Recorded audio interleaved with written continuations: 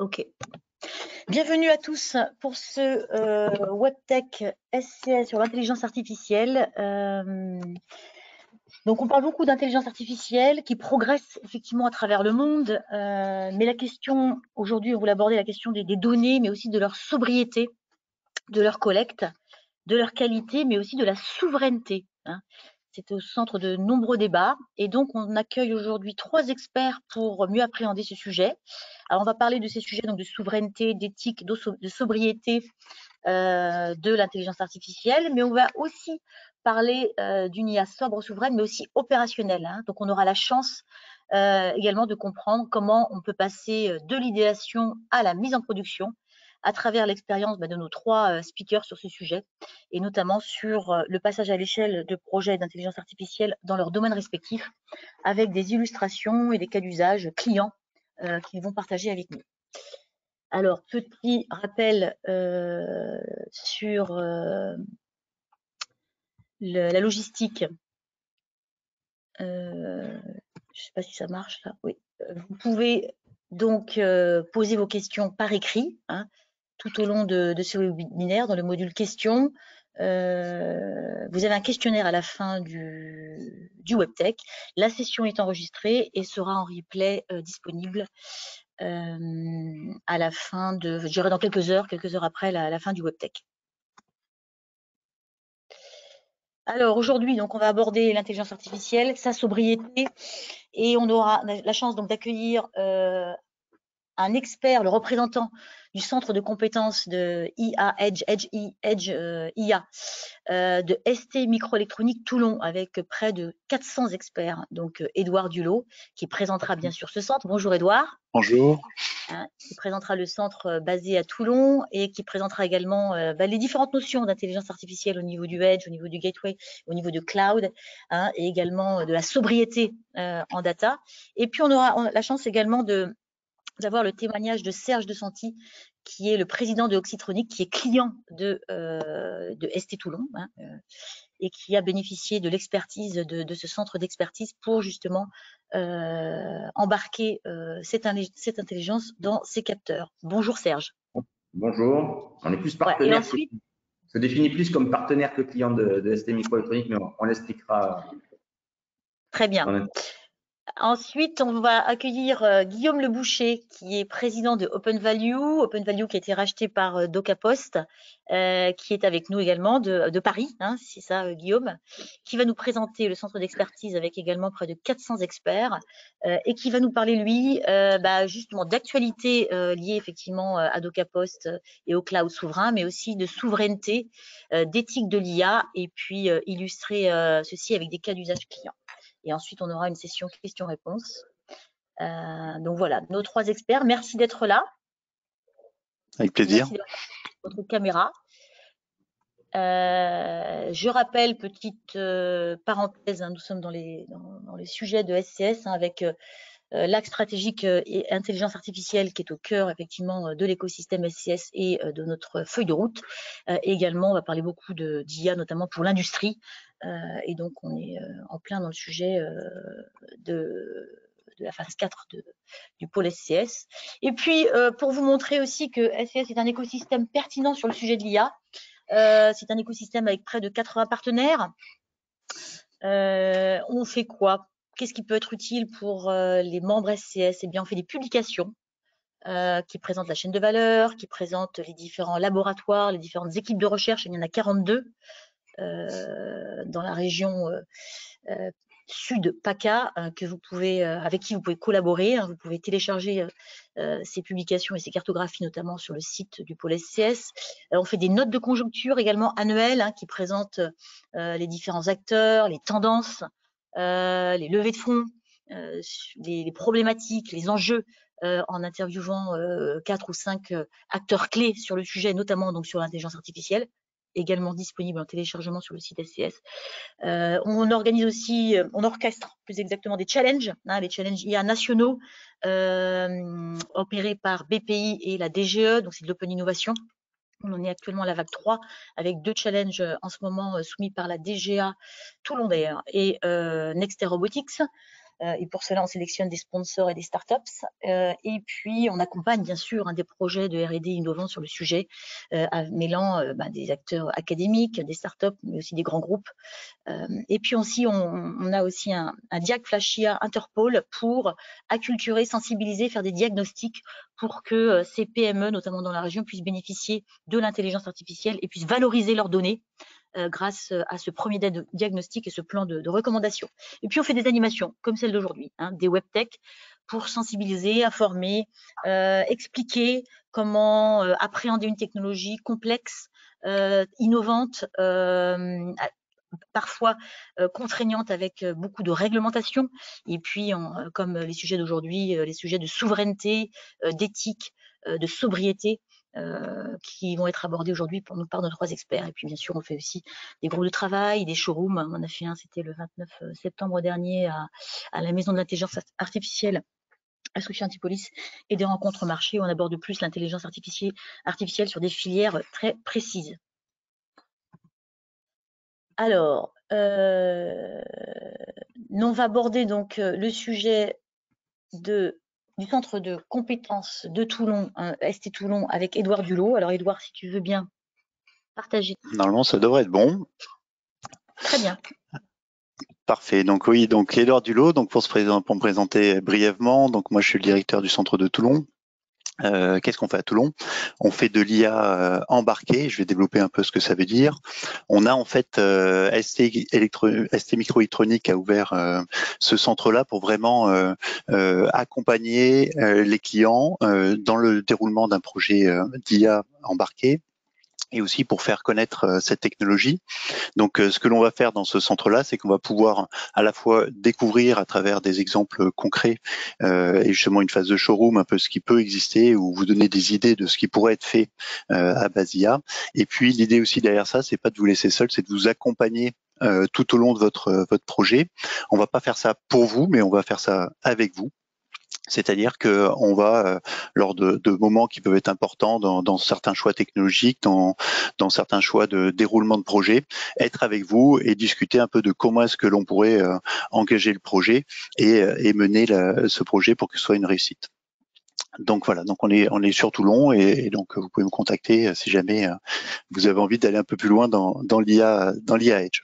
Alors l'idée aujourd'hui, c'était de parler un peu d'IA justement de manière sobre, souveraine et opérationnelle. Donc déjà, il faut qu'on complète un petit peu peut-être vos acquis. Alors pour certains, c'est peut-être déjà très clair, mais c'est important de planter un peu le décor à nouveau. On a beaucoup parlé de cloud depuis plusieurs années, en parlant de l'IA cloud, qui est quelque chose qui est très important puisqu'il y a une puissance dans le cloud pour faire des calculs et donc pour faire des réalisations. C'est porté par toutes les applications qu'on commence à connaître maintenant. Au niveau des téléphones, au niveau des recherches Google, etc. Voilà, donc ça c'est l'IA Cloud, qui est quelque chose qui est aujourd'hui de plus en plus connu, développé, même s'il y a encore énormément de choses à faire. Il y a 2 branches en fait qui ont démarré maintenant depuis plusieurs années. C'est la partie node, on va dire, ou gateway, c'est-à-dire l'idée c'est de mettre en fait un certain nombre de décisions au niveau d'un bâtiment ou peut-être dans une voiture quand elle est connectée, ce qui va permettre en fait de traiter un certain nombre de données en local. Et puis le dernier edge que l'on trouve maintenant, c'est vraiment le edge vraiment au sein des objets, donc le edge things, qui est vraiment l'idée, c'est maintenant de dire finalement tout ce flux de données qui doit partir dans le cloud, est-ce qu'il n'y a pas moyen en fait finalement de le réduire? Si juste pour donner quelques chiffres, même si j'imagine ils seront sûrement discutables. Aujourd'hui, les data centers, c'est entre 1 et 2% de la consommation électrique mondiale. Donc là, on est en plein de COP, là, ça fait quelques chiffres assez forts. Les chiffres annoncés pour 2025, c'est environ 5% de la consommation énergétique mondiale traitée dans les data centers. Donc tout ça, non seulement une consommation, ça représente non seulement une valeur de consommation électrique, mais pour les entreprises, ça va aussi représenter une facture. Donc aujourd'hui, ça représente peut-être pas grand-chose, mais plus on va cumuler de la data, et plus la facture en fait liée à cette data va augmenter. Donc l'idée, c'est de trouver des solutions aujourd'hui pour essayer de filtrer la data aux différentes étapes, c'est-à-dire dans l'objet, en local, et puis ensuite traitement dans le cloud, de manière à justement réduire le flux de consommation, le flux de transport surtout des données, et ensuite le flux de stockage des données. Voilà. Donc là, ce qu'on va essayer d'aborder, c'est une façon de faire ça dans le Edge. Un exemple, par exemple, juste pour illustrer, aujourd'hui, vous avez vos photos, vous prenez certainement des photos, comme j'en prends aussi régulièrement. La question qu'il faut se poser, c'est que finalement, dans ces photos-là, que l'on va stocker dans le cloud, lesquelles je vais regarder dans 6 mois, lesquelles je vais regarder dans 1 an, et puis lesquelles je vais regarder dans 10 ans. Et donc, en mettant de l'IA finalement à différents niveaux, on va essayer de se dire, ok, celles-là, je les conserve peut-être en local, et puis celles-là, je vais au contraire les mettre de manière plus pérenne. Et donc, qu'est-ce que je peux mettre comme filtre à différents niveaux pour s'assurer que tout ce que je stocke dans le cloud soit des éléments vraiment à valeur ajoutée. Alors, qu'est-ce qu'apporte justement la partie Edge, donc le Deep Edge ou le Edge Things? Déjà, c'est une certaine rapidité. Quand vous êtes dans votre voiture connectée, vous avez envie que la décision elle soit prise en local, pas qu'on attend une connexion ou qu'on passe dans un tunnel et plus de connexion pour prendre une décision. Donc voilà. Donc là, il y a déjà une notion de rapidité des décisions, c'est-à-dire que dans certains cas d'application, de toute façon, il va être nécessaire de mettre en place finalement de la décision en local pour pouvoir justement traiter cette donnée directement. Ensuite, il y a une notion de reliability. Donc, l'idée, c'est de se dire où vont mes données et où est-ce que je peux les traiter. Et donc, plus on va arriver à traiter de données, évidemment, dans l'objet, qui peuvent être des données confidentielles, plus ce que l'on va sortir de cet objet vont être des données qui vont être quelque part transformées, valorisées pour notre cas d'usage, mais qui ne laisseront pas finalement aux autres la possibilité de voir finalement le fonctionnement d'une machine, si je parle d'une entreprise, ou éventuellement l'attaque de cette machine. Voilà. Donc le Edge, dans son idée principale, c'est de se dire comment j'arrive à finalement protéger ma donnée, la traiter en local, et derrière, comme on l'évoquait juste avant, donc l'idée c'est d'essayer de réduire l'énergie. Alors, je peux vous donner un autre exemple de philosophie, et c'est pour ça d'ailleurs que ST s'est lancé dans cette course du Edge. C'est finalement le chercheur d'or. Le chercheur d'or, aujourd'hui, il sort de la boue. Dans cette boue, il y a des pépites. Et il se dit, tiens, je vais traiter mes pépites. Aujourd'hui, personne dans la vraie vie ne transporte de la boue sur des centaines de kilomètres pour se dire, je vais traiter cette boue à l'autre bout de la Terre et sortir les pépites pour les extraire. Je vais essayer de les traiter en local. Et c'est exactement ce que l'on va faire. On va traiter cette boue, on va sortir les pépites, et ces pépites-là, on va les transporter pour les stocker derrière dans le cloud. Alors, où est-ce qu'on en est au niveau de la maturité de cette technologie ? Donc aujourd'hui, donc là c'est le hype cycle de chez Gartner. Quand on regarde le Edge AI, aujourd'hui on est vraiment dans la partie le pic, on va dire, de la partie des espoirs et voilà. Et donc on commence maintenant à voir déjà les premiers objets arriver sur le marché. On va avoir maintenant une multitude d'objets qui va arriver dans 2 à 5 années. Donc on a vraiment aujourd'hui une démultiplication de ces objets intelligents. Qui vont être par exemple le lave-vaisselle qui va me dire est-ce que je vais tomber en panne et prévenir l'utilisateur si jamais il y a un problème. Le filtre qui est encrassé, je vais essayer d'avoir la vision de je change mon filtre au juste à temps et pas quand il y a un problème réel. Voilà, donc aujourd'hui on est vraiment pour ceux qui sont dans cette réflexion-là, les projets, on va dire que la technologie est arrivée à maturité. Et aujourd'hui, on est vraiment dans la phase de réalisation de projet pour une mise sur le marché qui arrive maintenant très rapidement. Alors justement, quand on parle de maturité, voilà. Donc nous, chez ST, ce qu'on a essayé de se dire, c'est comment est-ce que l'on peut aider finalement les personnes à rendre opérationnelle cette partie Edge. Quels sont les outils qu'on peut leur donner pour justement embarquer l'IA directement dans les objets. Alors pour ça, on a créé un logiciel qui va en fait faire un peu le travail de chez Google quand on parle de moteur de recherche. C'est-à-dire qu'en fait, vous allez nourrir en fait ce logiciel d'un certain nombre de données. Et à travers ça, le logiciel va sortir directement le programme à embarquer sur l'objet. En fait, ça répond à quoi comme problématique? La première problématique que vous allez rencontrer quand vous allez vouloir dérouler finalement un projet à base d'IA, ça va être la collecte de données. Et alors, autant chez Google, les gens sont sympas, ils disent ça c'est un chat, ça c'est un chien, ça c'est un tel, ça c'est un tel. Donc, dans le monde, on va dire, de tous les jours, on va nourrir les algorithmes d'énormément de données. Autant, quand une société veut faire la même chose, généralement, elle n'a pas cette quantité de données disponibles. Et donc, il va falloir la collecter. Alors, peut-être que vous avez déjà collecté un certain nombre de données. Là, le risque, c'est est-ce que ces données collectées vont être utilisables dans un deuxième temps? Alors, il y a des cas d'usage, peut-être qu'on l'évoquera avec DocaPost, où en effet, pour tout ce qui est documentation, il peut y avoir en effet plein de possibilités de traiter la donnée a posteriori.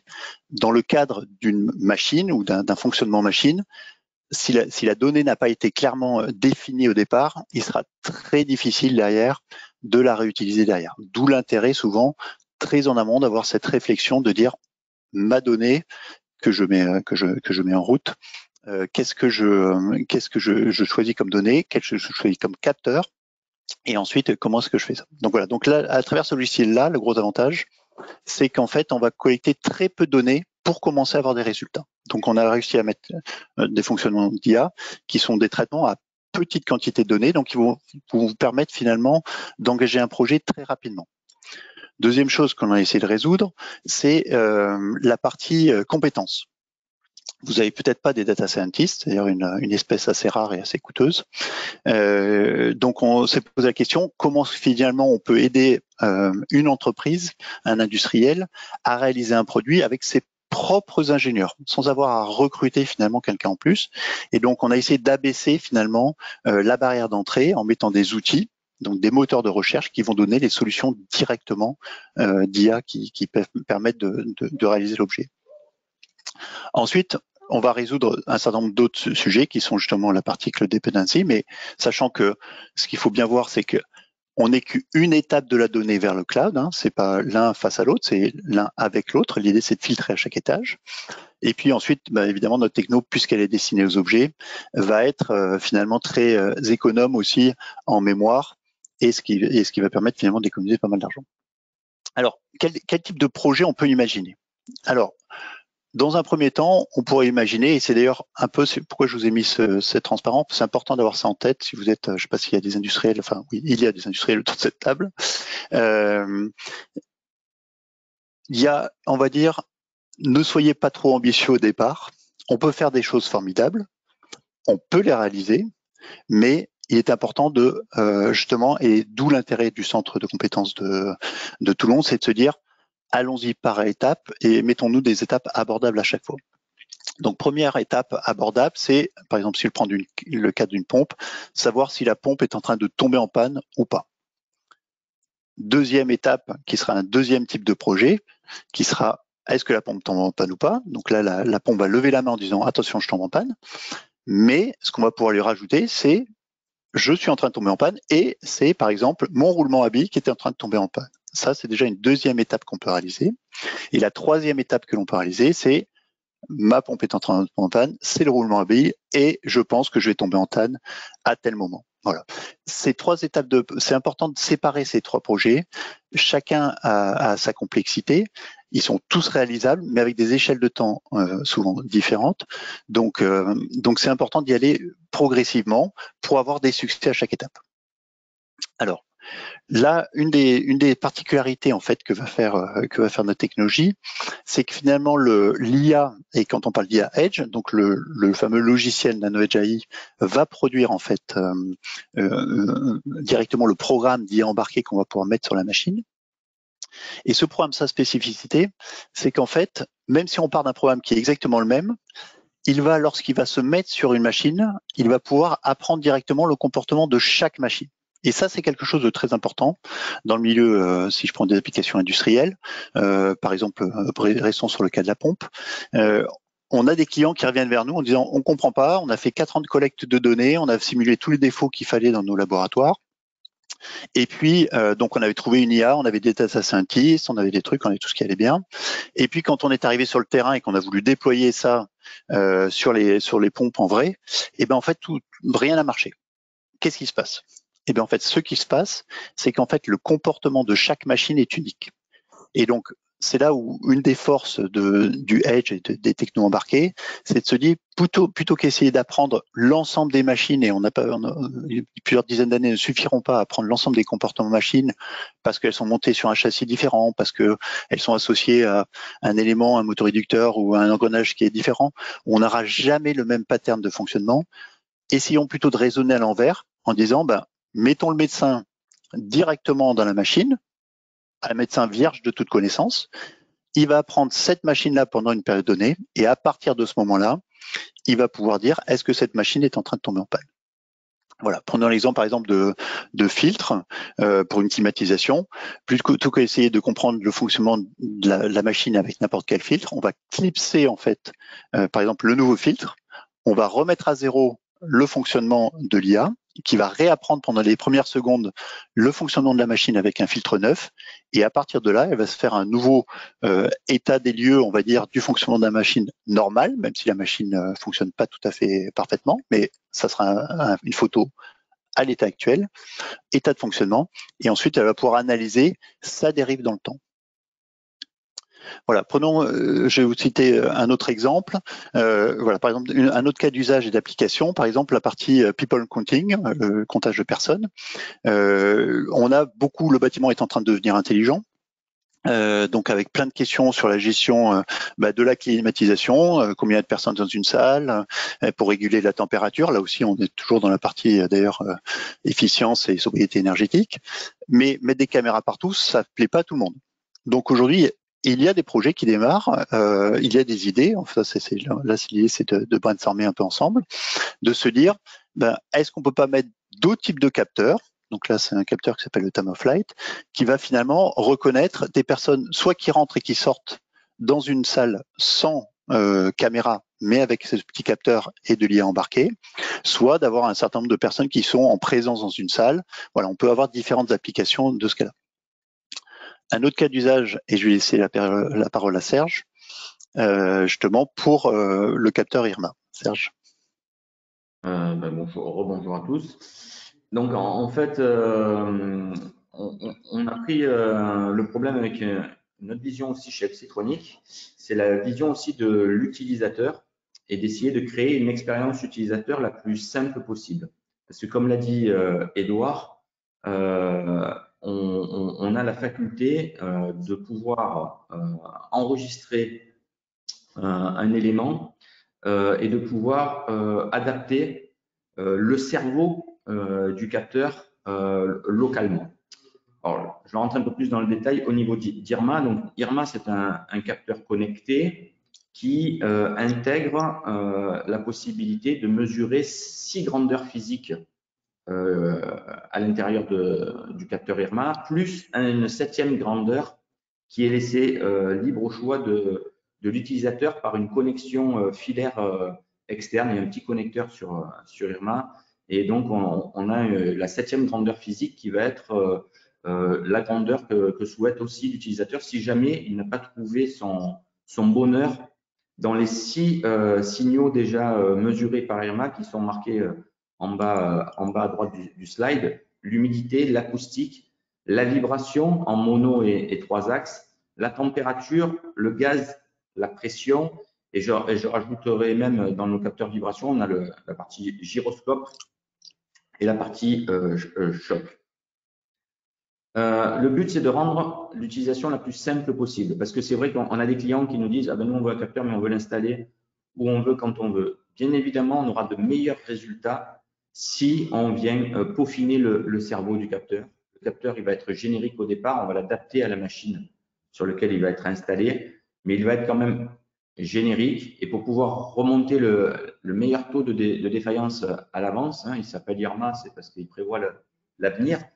Et donc, pour améliorer ce meilleur taux de défaillance, il est plus intéressant de venir lui permettre de combiner les apprentissages que Irma aura enregistrés et de pouvoir les redonner à l'outil NanoEdge Studio développé par ST et redonner à l'intérieur avec une mise à jour à distance du capteur, remettre le nouveau cerveau mieux adapté dans le capteur pour qu'il puisse donner le maximum de chances de détection d'un problème.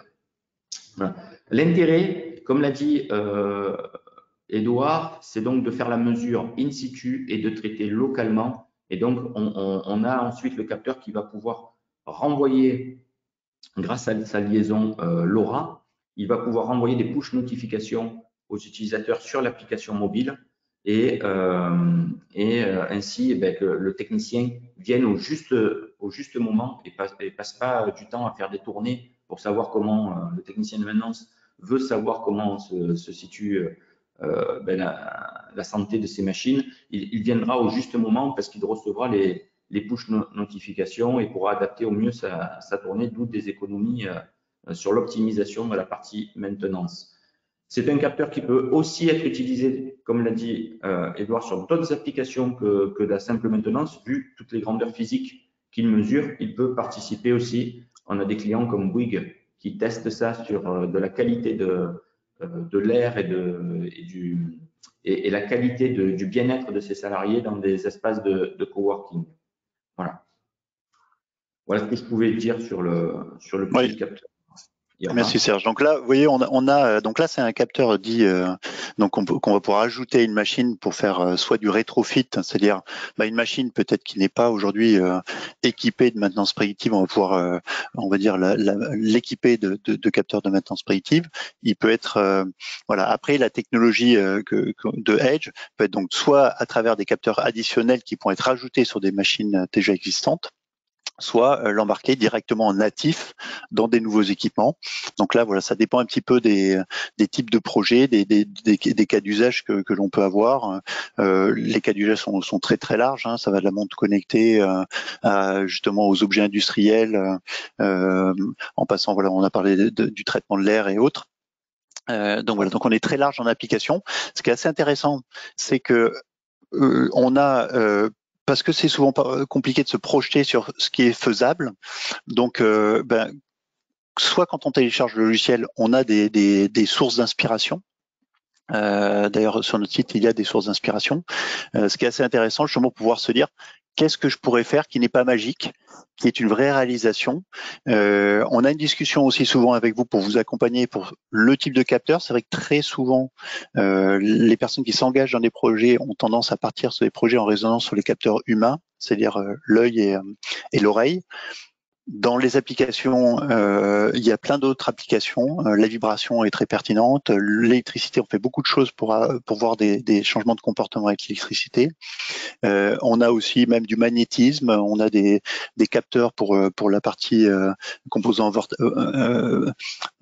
organiques volatiles, pour savoir un petit peu les évolutions éventuellement de matériaux. Donc, les applications sont très larges. L'intérêt, c'est toujours en discuter. Et puis surtout, voilà. Donc, l'idée, c'était de vous sensibiliser un petit peu à ce Edge AI, qui est une voie qui est aujourd'hui mature, sur lesquels on va avoir de plus en plus d'objets et qui est une voie finalement de sobriété énergétique assez forte. Voilà, je laisse la main. Merci beaucoup Edouard, merci Serge. N'hésitez pas à poser vos questions dans le module questions donc, que vous devriez voir affiché dans votre menu GoToWebinar à Edouard et à Serge. On va les traiter juste après la deuxième intervention. Donc on a la chance d'accueillir Guillaume Le Boucher, donc directeur du centre de compétences IA chez DocaPost. Donc Guillaume va nous présenter le centre et puis va aborder justement quelques sujets, quelques enjeux abordés brièvement par Edouard un petit peu plus tôt, qui sont effectivement la sobriété, la souveraineté et puis l'éthique de l'intelligence artificielle et puis illustré avec quelques cas d'usage client. Guillaume, c'est à vous. Merci Fabienne et bonjour à tous. Fabienne, merci beaucoup pour l'invitation. Je suis ravi d'être là avec vous. Donc je suis Guillaume Leboucher, donc je suis membre du comité exécutif d'Ocapost. En fait, je suis entrepreneur. J'ai vendu ma boîte Open Value il y a 18 mois au sein du groupe La Poste et maintenant, depuis le 1er janvier, j'ai la joie de faire partie d'Ocapost. Donc en deux mots, d'Ocapost, c'est la filiale numérique du groupe La Poste. On vient du traitement du document. Aujourd'hui, on fait toute une série d'offres autour du document, mais pas que. J'y viendrai dans un instant. En tout cas, sachez que DocaPost aujourd'hui, c'est un groupe qui pèse 800 millions d'euros de chiffre d'affaires, qui a une très belle croissance, c'est environ 8000 collaborateurs, présents nationalement et à l'international. Et notre ambition, en fait, c'est de proposer tout ce qui est la confiance numérique. C'est notre grand positionnement. C'est comment aujourd'hui, dans ce flot de données, dans ce monde d'environnement, si je reprends les propos d'Edouard, entre le cloud computing et tous les capteurs, comment on peut arriver effectivement à bâtir une confiance dans les données et dans la relation aux autres. Donc juste pour vous dire, avant de traiter ce beau sujet, qu'est-ce qu'une IA sobre, souveraine et opérationnelle, un petit mot sur le pôle d'Ocapost Dataia que nous avons bâti. Effectivement, un petit peu comme les équipes d'Edouard, on a aussi 400 experts qui traitent de tout ce qui est données descriptives à la donnée prédictive. Ça veut dire quoi? C'est-à-dire qu'on vient du monde de la BI, donc présenter de la donnée, et on essaye d'aller sur le monde prescriptif, c'est comment on peut utiliser les algorithmes, comment on peut utiliser le monde de la data pour mieux prédire son business model. C'est bien utile dans les périodes de croissance. C'est extrêmement bien utile et j'espère que ça va servir beaucoup d'entre vous aujourd'hui pour savoir faire face à une crise, notamment prédire notamment des sujets inflationnistes, comme on le voit les uns les autres aujourd'hui au quotidien. Juste une information aussi sur DocaPost. Donc, on a un pôle Dataia de 400 personnes, donc 400 personnes par rapport à un groupe de 8000 personnes. Ça regroupe plusieurs sociétés. Ça regroupe à la fois la société que j'ai créée Open Value, mais aussi Softeam Data. Je voulais saluer aussi les équipes de Fabien Nelly aussi, qui sont très forts pour les offres d'identification à travers de l'IA. Donc, merci Fabien aussi de m'avoir permis de cette prise de parole. Et une annonce aussi importante que peut-être vous avez vu passer la semaine dernière. On parle c'est pour introduire le sujet de souveraineté. Peut-être que vous avez vu que la semaine dernière, La Poste, avec la Caisse des dépôts qui est l'actionnaire de La Poste, avec Dassault Systèmes et Bouygues Telecom, peut-être vous avez vu le lancement d'un nouveau cloud souverain ou de confiance qui s'appelle NumSpot. Je commence là-dessus. Un petit mot. Donc NumSpot, ce marché qui vient d'être fait, c'est un nouveau cloud, on peut dire souverain, de confiance française. Alors, si j'ai la question dans le chat, alors quelles sont les définitions derrière ça? C'est en tout cas une ambition de proposer un cloud qui permette d'assurer toute la traçabilité, l'excellabilité, j'allais dire, au moins dans tout ce que aujourd'hui nous essayons tous de faire, pour rechercher, on peut dire, cet aspect souverain, c'est-à-dire ce qu'on appelle d'abord la donnée de confiance. C'est ce que propose l'ANSSI, donc l'Agence nationale de sécurité informatique. Et donc, ce futur cloud, NoSpot, va aborder justement cette question de ce qu'on appelle la circulaire de confiance qui a été demandée par le gouvernement en juillet 2021. N'hésitez pas aussi à me poser des questions sur ça. Tout simplement, un peu comme l'a dit Edouard, aujourd'hui, c'est pas simple de voir assez clair aujourd'hui dans le monde du multi-cloud. On a les acteurs américains, il y a les acteurs chinois. Et aujourd'hui, comment on peut mettre de la donnée dans un cloud en toute sécurité. C'est en tout cas la vocation de NoSpot. Et donc, je serais heureux d'en parler avec vous. Alors, le sujet de cette keynote, donc j'ai bien vu, c'est comment développer une intelligence artificielle sobre, souveraine, opérationnelle. Je crois que le titre est assez fourni et assez bien chargé parce qu'elle représente les véritables enjeux aujourd'hui de l'IA. La question, vous le savez bien les uns les autres, j'ai regardé, vous utilisez tous de la donnée, vous utilisez de l'IA. La question, c'est comment on essaye de bâtir effectivement cette réflexion autour de ce que c'est qu'une IA sobre. Donc la sobriété, on va parler aussi d'une IA frugale, c'est-à-dire utiliser moins de données, mieux réparties dans les algorithmes, mieux réparties sur les traitements de calcul. L'IA sobre, c'est aussi la sobriété énergétique, mais pas que, c'est aussi comment faire appel à moins de données pour chercher moins d'applications et avoir moins de résultats. On voit aussi aujourd'hui apparaître des nouveaux concepts dans le machine learning. Je pense que certains d'entre vous, vous êtes déjà sur ce qu'on appelle les apprentissages fédérés. J'étais la semaine dernière chez Hewlett Packard, ils lancent ce qu'on appelle le swarm learning. C'est comment on peut faire de l'essaimage de machine learning. Donc ça rejoint là aussi la présentation d'Edouard sur comment, à travers les différents capteurs, on peut faire traiter des algorithmes sans faire venir des immensités de paquets de data. Effectivement, on vient tous du big data, mais aujourd'hui, on essaye de se poser des questions sur comment être sobre. Donc, cette sobriété, elle est à construire. Ce qu'on voit aujourd'hui sur le marché, c'est qu'il y a deux aspects. Effectivement, il y a l'aspect cloud computing, il y a l'aspect edge computing, mais c'est comment aujourd'hui, dans les traitements, on peut réduire cet apport de données. On est au tout début de cette industrie sobre. On ne peut pas dire que encore l'IA est sobre. Certains dans notre industrie parlent d'IA frugale. Moi, j'aime bien dire que c'est encore un vœu pieux, mais cette IA frugale, je dirais, elle est en train de se dessiner. On passera certainement par différents stades. Moi, je l'ai pas encore complètement vu sur les grands cas d'usage que nous traitons. J'ai oublié de parler des cas d'usage. On travaille sur de la fraude, on travaille sur la connaissance client, on travaille, comme l'a dit Edouard aussi, également sur la maintenance prédictive. Je l'ai pas encore vu cette IA frugale. Néanmoins, la tendance est de se dire comment on va appeler moins d'énergie, moins de données pour arriver plus vite au résultat. L'autre enjeu aussi, c'est comment on va arriver sur une IA souveraine. Une IA souveraine, donc c'est le terme de souveraineté qu'on entend matin, midi et soir dans les médias, très repris aujourd'hui par le monde politique, très repris aussi par la réglementation européenne, parce que vous savez qu'il y a à peu près 7 textes aujourd'hui en cours de préparation ou déjà promulgués au sein de la communauté européenne. Donc cette IA souveraine, c'est, j'aime bien dire, pour éviter deux concepts. La première, c'est éviter d'être ce qu'on appelle dans le Cloud Act. Le Cloud Act, donc vous savez, cette loi promulguée par la présidente Trump en 2018 qui dit que tout ce qui est appel aux serveurs américains et à des services où vous mettez vos données sur un service américain, potentiellement le Patriot Act ou le FISA Act ou ou tous les règlements autour, l'executive order notamment qu'on a vu récemment, vos données sont susceptibles d'être interrogées par le FBI en cas de certains critères, notamment terroristes. Donc comment déjà, quand on parle d'une IA souveraine, on évite d'être dans le Cloud Act. Ça, c'est la première partie. La deuxième partie, c'est comment on va pouvoir promouvoir une IA souveraine, c'est-à-dire une IA qui, à la fois, respecte les grands textes européens. Le premier grand texte européen parmi les 7 que j'ai cités, c'est l'IA Act. Donc, l'IA Act, c'est quand on va parler d'IA éthique, je reviendrai dans un instant, d'IA explicable, d'IA traçable. Je ne sais pas si vous avez vu, mais récemment, l'ONU est en train de promulguer les 7 grandes valeurs universelles de l'IA, notamment sur la primauté humaine, notamment sur l'explicabilité, bien entendu, sur des choses qu'on voit déjà en Europe et en France sur le RGPD. Et à travers cet aspect, on peut voir comment l'Europe et notre pays peut créer ces aspects de souveraineté. Alors, parler d'IA souveraine aujourd'hui, c'est pas le plus simple, parce que effectivement, quand on est submergé par notamment les acteurs américains, si je prends les 3 acteurs de cloud computing qui traitent de la donnée de façon grand public, on va parler de Amazon Web Services, AWS, Microsoft Azure, donc Microsoft, et GCP, Google Cloud Platform du monde Google. Ces 3 acteurs aujourd'hui représentent, ne serait-ce que sur l'Europe, 95% du marché du traitement du cloud, et c'est la même chose en déduction sur la donnée.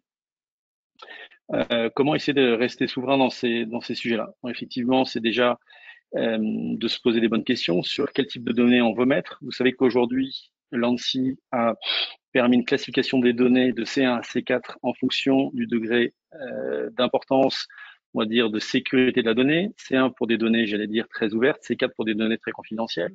Donc, c'est à partir de ces référentiels-là, de la communauté européenne, de l'ANSSI, qu'on va essayer de bâtir, on va dire, cette IA de souveraineté. Alors, bien entendu, il se pose des sujets. C'est bien entendu, est-ce que quand on fait tourner des données sur des serveurs américains, on est souverain ou pas? Quels sont les enjeux aujourd'hui pour garder cette souveraineté? Voilà, donc c'est des vrais sujets qu'ils essayent de se poser. Le point le plus important qui nous semble important pour nous, et c'est ce que nous sommes obligés de faire aujourd'hui chez le pôle Data IA que je gère chez DocaPost, c'est quel type on veut traiter. Quand on parle de l'IA forte, de l'IA faible et de la super IA. Moi, je considère qu'aujourd'hui, on sait faire de l'IA faible, c'est-à-dire l'IA de notre quotidien. Un peu, par exemple, ce que j'appelle de la maintenance prédictive, c'est l'IA faible. Un peu dans ce qui entoure nos vies, autour de nos smartphones.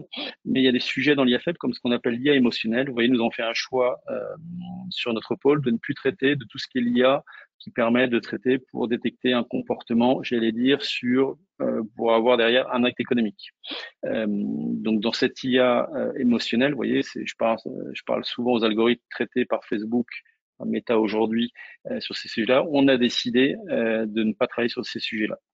Ça n'empêche pas qu'on peut faire de la reconnaissance faciale, c'est ce qu'on fait chez DocaPost, de manière juste, de bonne loi, en respectant entièrement le RGPD. Vous voyez, il y a des différences à faire. Et toutes ces réflexions, et vous voyez, quand on a fait le choix de plus aller sur cette IA émotionnelle, par exemple, c'est de dire comment on va arriver sur l'éthique. Alors, l'éthique, c'est ce qu'on appelle aujourd'hui dans notre secteur, dans l'IA, l'éthique algorithmique. C'est comment donner une intention éthique. On repart aussi de ce que souhaite l'Europe aussi, et ça reprend un petit peu la philosophie de Paul Ricoeur, c'est quelle intention on veut donner. Ce qu'on a choisi pour le pôle Data IA, c'est de former d'ici 3 ans tous nos développeurs, tous nos data scientists à ce qu'on appelle justement cette éthique algorithmique. Ça veut dire quoi? Ça veut dire quelle intention on veut faire, quel type de traitement on peut opérer, même si vous savez que c'est la grande difficulté aujourd'hui quand on parle de la deep tech, des algorithmes profonds, donc ce qu'on appelle les réseaux neuronaux, on ne sait pas exactement ce qui se passe entre la machine et les traitements. Néanmoins, le but, c'est d'avoir véritablement cette IA, j'allais dire, explicable et qui permet justement de définir véritablement ce qui se passe. Donc cette éthique algorithmique, nous sommes en train de la développer. On fait ça à la fois avec des chercheurs. J'ai oublié de préciser aussi que DocaPost est partenaire de l'INRIA et que nous menons aussi des travaux de recherche sur l'éthique algorithmique avec donc ce laboratoire, donc de manière assez consistante. On développe aussi des briques open source autour de ça pour dire voilà comment on va arriver à toute une librairie d'IA éthique. Alors c'est encore des sujets assez vastes et assez longs, mais néanmoins c'est des choses qu'on peut partager les uns avec les autres aujourd'hui sans se dire que voilà on ralentit le vrai développement de l'IA. Pour continuer sur le thème IA sobre, donc j'ai parlé de sobriété, j'ai parlé de souveraineté. Alors, le dernier mot de la keynote, c'est de parler IA opérationnelle. Alors, une IA opérationnelle, et je crois que c'est aussi pour reprendre en rebond à ce qu'a dit Édouard, c'est comment on peut promouvoir une IA qui reste industriable, qui permet un passage à l'échelle. Je crois que bien entendu, les uns et les autres, on est tous d'accord pour se dire que l'IA aujourd'hui, c'est pas simplement des petits POC, des petits proof of concept, c'est pas simplement des petites expérimentations. L'IA est devenu un vrai outil d'entreprise. Si je reprends le terme de Kai-Fu Lee, le grand saveur, le grand sachant américain et chinois aujourd'hui, qui dit que ce qui compte aujourd'hui pour arriver sur l'IA industrielle, c'est simplement d'arriver sur une IA opérationnelle et donc qui passe à l'échelle. Alors, moi, j'aime bien, et je ne vais pas trop m'étendre là-dessus, mais néanmoins dire qu'aujourd'hui, pour arriver à une IA industrielle et de passage à l'échelle, 2 choses. D'une part, c'est d'avoir les bonnes ressources. Édouard a parlé effectivement de la question des data scientists. Effectivement, c'est un métier qui est aujourd'hui, qui se transforme aujourd'hui plus sur des métiers de data engineer. On parle même, le cœur des Américains parle aujourd'hui de ce qu'on appelle le machine learning opérationnel. Donc, ce machine opérationnel dit MLOps, en fait, c'est ça qui permet d'industrialiser. Donc, le vrai sujet aujourd'hui, et c'est souvent le conseil qu'on donne à nos clients, c'est pas tellement d'avoir des data scientists, c'est important, mais c'est surtout d'avoir des bons data engineers.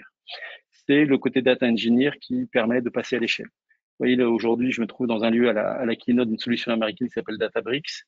Databricks, c'est une solution donc qui à la fois mélange tout ce qui est dataware et data lake pour créer un nouvel écosystème de base de données qui permet plus vite de passer à l'échelle. Ça, je pourrais en parler aussi s'il y a des questions. C'est comment on utilise ce type de solution pour accélérer ces cas d'usage. Dernier point aussi, et je terminerai là-dessus, quand on parle de IA opérationnelle, c'est tout simplement aussi parler beaucoup d'agilité.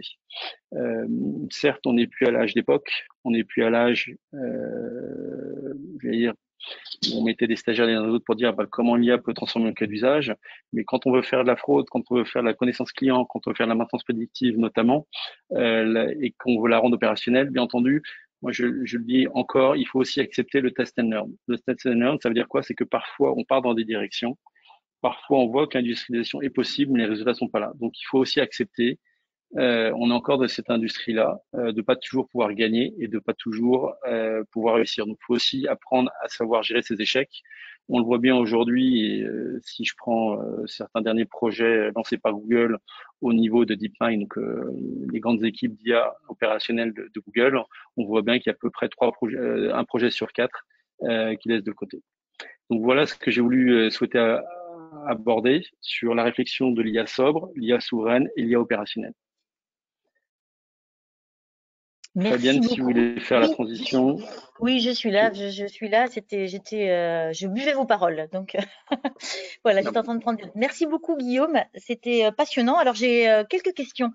Déjà une première question, elle est très high level. Est-ce que vous pourriez, vous, Guillaume, mais aussi vous, Édouard, nous donner une définition de l'intelligence artificielle? Alors, c'est vrai qu'on parle beaucoup d'IA. Le terme IA au niveau de la recherche date de 1954, l'université de Dartmouth, où les grands chercheurs, ce qu'on appelait l'été d'IA, ont dit bah tiens, on va appeler les algorithmes, la machine apprenante, on va appeler ça l'intelligence artificielle. Deux définitions. L'IA, c'est quoi? C'est un processus qu'on donne à une machine où la machine va apprendre des données pour apprendre par elle-même. Je rejoins les moins bien dit que Yann Lequin, le patron de Facebook, a donné ce type de définition.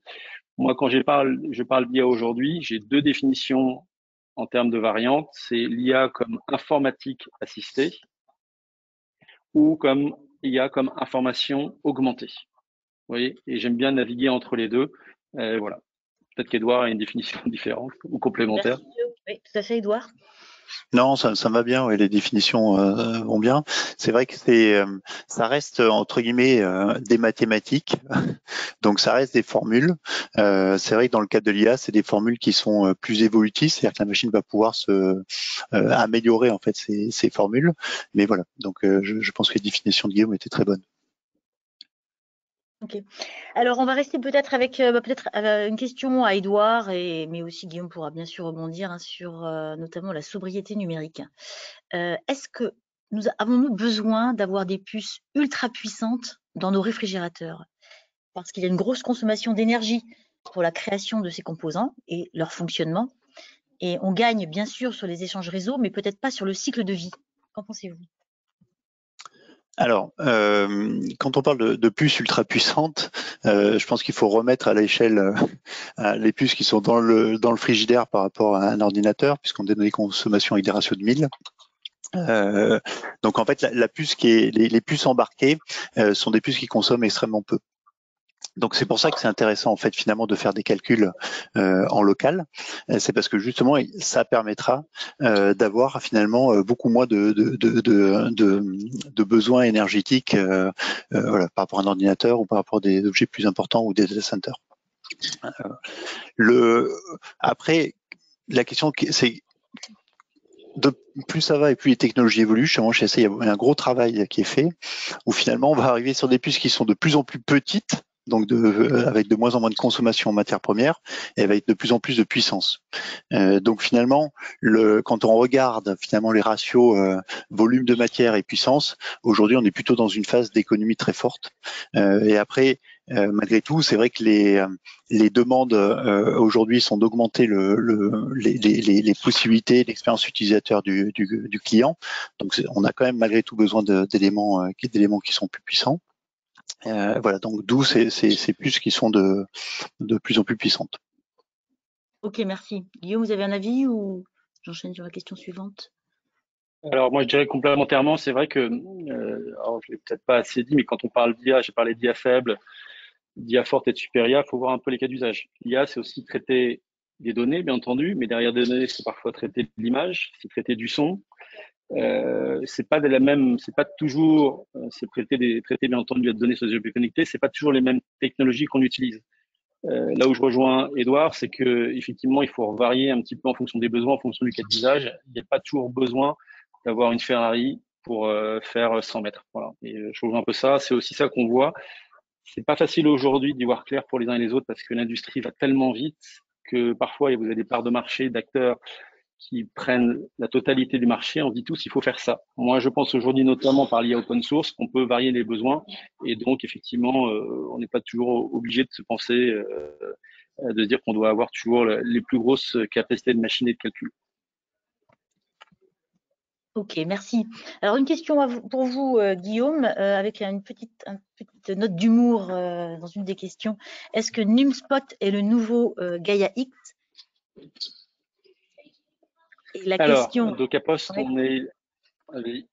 Pardon, Sabine, allez-y. Non, je vous écoute. Alors, donc déjà, qu'est-ce que GaiaX? GaiaX, c'est un ensemble européen créé à l'initiative franco-allemande par les ministres de l'économie allemands et français. En France, c'était Bruno Le Maire. Ça date, je crois, de 2018. GaiaX, c'était l'idée effectivement de donner, de créer une sorte de cloud computing européenne pour concurrencer les GAFA. Bon, il se trouve que Docapos sont les membres fondateurs. On est toujours on n'est plus au bureau dedans, mais on est toujours membre fondateur. GaiaX aujourd'hui est devenu simplement un ensemble de recommandations pour faire du cloud. Alors, je ne connais pas la partie GaiaX, Edouard parlera peut-être avec moi sur la partie edge computing. GaiaX a pris plusieurs visages. Le sujet que nous on a eu dans HubSpot, c'est pas de, bien entendu, HubSpot va je dirais, s'alimenter à partir des bonnes pratiques données par GaiaX.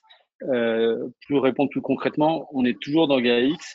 HubSpot, c'est vraiment donner un visage très opérationnel du cloud computing, j'allais dire souverain européen, mais d'abord sur les questions de santé, d'abord sur les questions de certains secteurs publics et un peu sur l'éducation.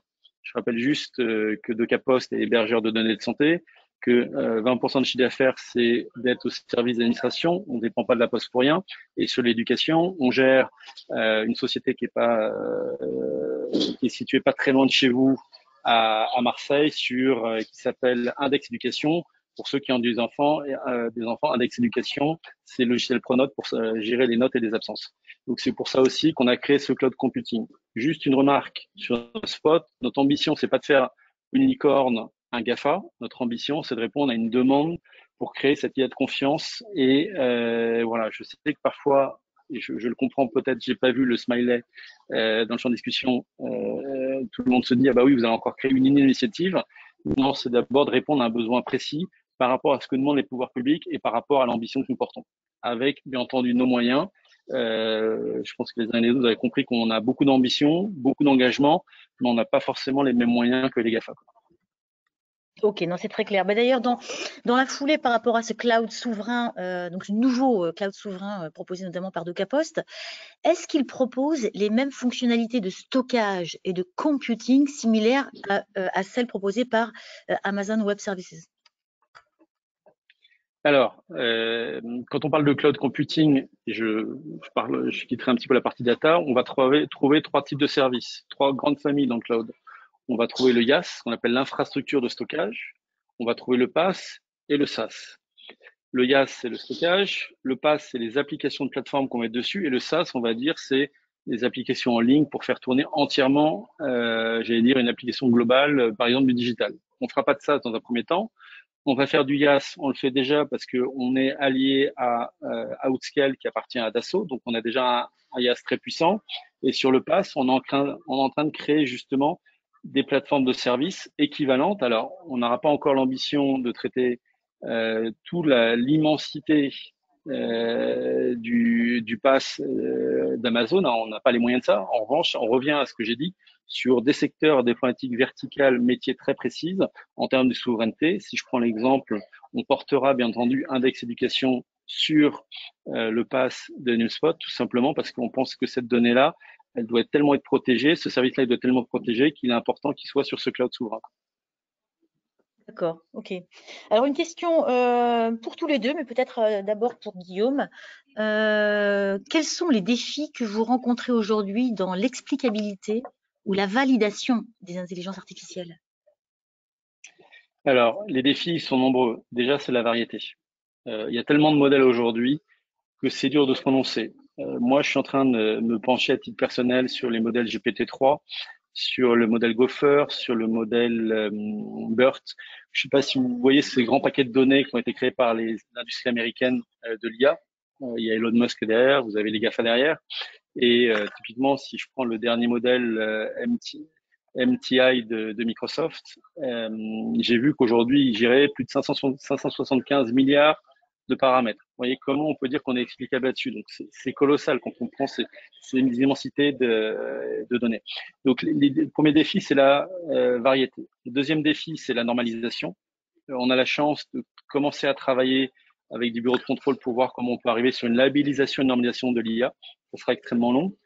Et puis le troisième défi, je l'ai dit tout à l'heure dans ma présentation, c'est le défi des compétences. On peut avoir des très bons data scientists qui sont des codeurs fous, qui sont des très bons enablers, en parlant français, des gens qui vont s'engager pour faire beaucoup tourner, pour faire tourner la meilleure condition de l'algorithme. C'est pas pour ça qu'ils vont se poser la question de l'explicabilité. J'ai eu la chance de croiser à Vivatech Yann Lequin, j'en ai parlé, le patron de la recherche de Facebook, du laboratoire de Facebook, enfin de Meta, pardon. Yann Lequin me disait que ce qui est très compliqué aujourd'hui, c'est vraiment dans le deep learning de comprendre ce qui se passe véritablement dans les réseaux neuronaux. Vous voyez, je dirais, c'est vraiment un vaste chantier à comprendre. Néanmoins, on a l'ambition de chaque année de travailler sur cette explicabilité qui est pas toujours évidente, j'en conviens. D'ailleurs, j'en profite pour vous poser une question par rapport au recrutement, par rapport aux tensions, aux métiers en tension, que sont bien sûr les data scientists, mais peut-être aussi les data engineers. Il y a des formations vraiment adéquates et suffisantes, je dirais en France au moins, ou en Europe, pour être data engineer et donc travailler en amont, je dirais, sur le format de ces données. Alors oui, j'en ai pas parlé. Alors déjà, d'Ocapost, au sein d'Ocapost, j'ai aussi le plaisir de lancer pour la Poste une école de la data et de l'IA qui sera lancée au mois de janvier. Donc si ça intéresse certaines de vos entreprises adhérentes d'en parler, on peut en parler aussi pour former des personnes à distance. Il y a beaucoup d'initiatives aujourd'hui et dispositifs pour former, pour faire de l'upskilling, du reskilling, c'est-à-dire transformer, changer complètement de métier ou augmenter ses compétences. Là-dessus, c'est des programmes faut compter entre 6 à 9 mois. Nous, ce qu'on essaye de porter chez Ocapost, c'est à la fois toujours de garder la théorie, bien entendu, pour proposer cette éthique algorithmique, mais aussi faire de la pratique, de la pratique, de la pratique. S'il y a des questions là-dessus, si au sein des membres présents, il y en a certains qui veulent aborder ce sujet-là, je suis disponible pour en parler à côté, pour vous donner quelques clés. Il y a plein de dispositifs, il y a plein de choses à savoir. Moi, ce que je préconise, encore une fois, je terminerai là-dessus, ce qui compte, c'est d'être opérationnel, c'est-à-dire de traiter des cas d'usage, de mettre des data scientists et data engineers sur des vrais sujets. Pas toujours prendre des cas d'usage trop durs, mais plutôt de rester très simple, c'est-à-dire bon père de famille et d'aller à l'essentiel. Oui, exactement. Pour rebondir là-dessus, par rapport à la question précédente, c'est vrai que dans les challenges à chaque fois nous que l'on rencontre, c'est expliquer finalement quelle peut être la limite, parce que souvent les entreprises arrivent un peu avec leur liste au Père Noël en disant je veux faire ça, ça, ça, ça et ça. Et l'idée c'est de dire c'est vrai qu'il y a énormément de possibilités, mais il y a aussi quelques limites. Donc en fait, c'est d'arriver à recentrer en fait les besoins et les projets pour être sûr qu'on aille vers quelque chose de vraiment réalisable dans des temps qui sont corrects par rapport au choix de mise sur le marché, au choix de besoin de décision sur. Donc c'est vrai qu'il y a le gros travail d'accompagnement est fait surtout sur rendre réaliste finalement une idée, ou alors justement la partie idéation avec les personnes. Et par rapport justement, Edouard, pour rebondir sur la même question, je dirais l'expertise chez ST Toulon, donc dans votre centre d'expertise Edge AI, il y a des data scientists, mais il y a aussi des data engineers justement. Comment oui. Alors nous on a collaborer avec vos partenaires, comme disait Serge. Exactement. Alors on a tous les métiers, on a aussi les mathématiciens, puisqu'en fait on va proposer même les algorithmes. L'idée c'est quand même à chaque fois d'aider à faire. Donc on essaie de créer, et c'est là où le travail de recherche essentiel, c'est de rendre accessible à tous la technologie. Guillaume qui a dit quelque chose que je rejoins complètement, c'est le fameux data engineer par rapport à data scientist, où c'est vrai que de plus en plus d'outils maintenant permettent de choisir l'algorithme. Par contre, il reste la complexité du choix de la donnée, la choix du capteur dont je parlais tout à l'heure. Et donc c'est là où justement on est là pour aider à se poser les bonnes questions. Et c'est vrai que ST Toulon, peut-être contrairement à Docapost, dites-moi Guillaume si je dis une bêtise, mais conseille aussi sur l'achat du capteur. C'est pas le conseil, mais en tout cas c'est une discussion sur le choix du capteur. C'est par rapport au phénomène que l'on veut regarder. Donc là, on parle plutôt des cas d'usage plus industriels ou produits de consommation. Voilà, c'est justement quel va être le type de capteur qui peut être décidé. Voilà, donc ça c'est une discussion pour se dire. Vous voulez finalement mettre tel applicatif, qu'est-ce que vous avez comme données ou quel capteur, ou alors vers quel capteur on pourrait aller dans le cas d'une création d'un nouveau produit. D'accord. Alors une question à Guillaume, là peut-être un peu plus sur la stratégie du groupe La Poste, dont vous faites partie maintenant. Donc La Poste a racheté récemment OpenValue, mais aussi ProBias. Est-ce que c'est pas surdimensionné? Alors moi je dirais c'est sous-dimensionné vu les besoins de transformation de la Poste qu'on opère actuellement. La Poste c'est un groupe qui fait 30 milliards d'euros de chiffre d'affaires. Le courrier ne représente plus que 18%. Sur les 30 milliards, on fait 40% à l'international, notamment par le colis. Et notre ambition, c'est de mettre de la technologie partout, non pas pour remplacer les postiers, au contraire, pour transformer le métier de postier, pour garder le lien de confiance, pour permettre de créer, ce que j'ai dit tout à l'heure, ce numérique responsable, ce numérique de confiance. Et donc, je dirais, c'est le lien entre au quotidien le travail qui est fait au service des Français et ce travail de technologie, toujours pareil dans un cadre responsable et humain. Donc, de mon point de vue, je trouve qu'on n'est pas encore assez nombreux. D'accord, ok. Merci Guillaume. Une petite remarque par rapport, tous les deux d'ailleurs, sur la vague de licenciements que l'on observe en ce moment chez les big tech. Est-ce que vous avez un avis sur cette vague de licenciements massive? Non, Moi, ce que je veux dire, moi, je travaille avec beaucoup d'acteurs américains que je suis de près ou de loin. Moi, je pense que on va pas revenir dans l'hiver de l'IA. Si on reste sur notre sujet au sens large, l'IA, c'est une industrie qui est partie, c'est un moyen de transformation qui est extraordinaire. Sans trahir de secret, c'est vrai que ce week-end, quand on a vu que Twitter licenciait, on a regardé si on pouvait récupérer en France et en Europe chez Docapost quelques développeurs de Twitter. C'est une opportunité de recrutement, donc c'est pas mal. Si on peut profiter de ces licenciements, j'ai aucun doute que les gens qui ont travaillé chez ces grands acteurs du numérique retrouveront du boulot. Je suis pas très inquiet. Ça fait partie des cycles économiques transatlantiques. En tout cas, c'est pas pour ça qu'il faut changer le cap. C'est pas pour ça que ça veut dire que la technologie est finie. C'est pas pour ça qu'il faut dire que il faut pas se transformer. Au contraire, moi je le vois malgré le côté désastreux sur le côté humain. Je pense qu'on est nombreux à partager, bien entendu, parce qu'on est certainement plus attachés à nos emplois en France qu'aux États-Unis. Ça, il n'y a pas d'autre pour le dire. C'est tout simplement une marque d'agilité de ces grands groupes qui permettent de se transformer. Alors, certes, ils le font brutalement. Néanmoins, moi, au contraire, ça ne remet en rien. Je suis ce matin en train de vous parler à l'événement Databricks. Il y a à peu près 800 clients qui sont là. C'est une vague, c'est une nappe de fond. L'IA devient incontournable. Et j'allais dire, on n'a pas fini d'entendre parler matin, midi et soir. Ok, merci. Une remarque, Edouard? Non, je rejoins complètement le fait qu'on n'a pas fini d'entendre parler. Donc, voilà. Je ne commenterai pas l'actualité, mais par contre, le besoin, il est réel et puis il est pérenne. Très bien, merci beaucoup. Écoutez, l'heure est passée. Une petite remarque, allez, sans être une question, sur la vision du marché de certains auditeurs, je ne peux pas les nommer, qui disent qu'effectivement, il y a il y a quand même pas mal de data scientists sur le marché, mais finalement, pas beaucoup de postes. Donc, peut-être une vision un peu différente de ce que vous aviez présenté. Voilà, je ne sais pas si vous voyez mon écran. Juste, Fabienne, si on peut préciser. Oui. Juste si on peut préciser, c'est ce qu'on a dit, Edouard et moi, c'est qu'il y a beaucoup de data scientists qui font des algorithmes dans leur coin, mais qui ne sont pas opérationnels comme un data engineer. Donc la question, c'est plus de transformer les data scientists en data engineers. Et c'est comme ça qu'ils trouveront du boulot. D'accord. Ok. Merci pour la précision. Écoutez, merci beaucoup Guillaume, Serge, il est parti, mais je le remercie également, Edouard. Je vous remercie vivement merci beaucoup. Je vous souhaite une bonne fin de journée. Je vous remercie encore vivement tous les trois et je vous dis à très bientôt.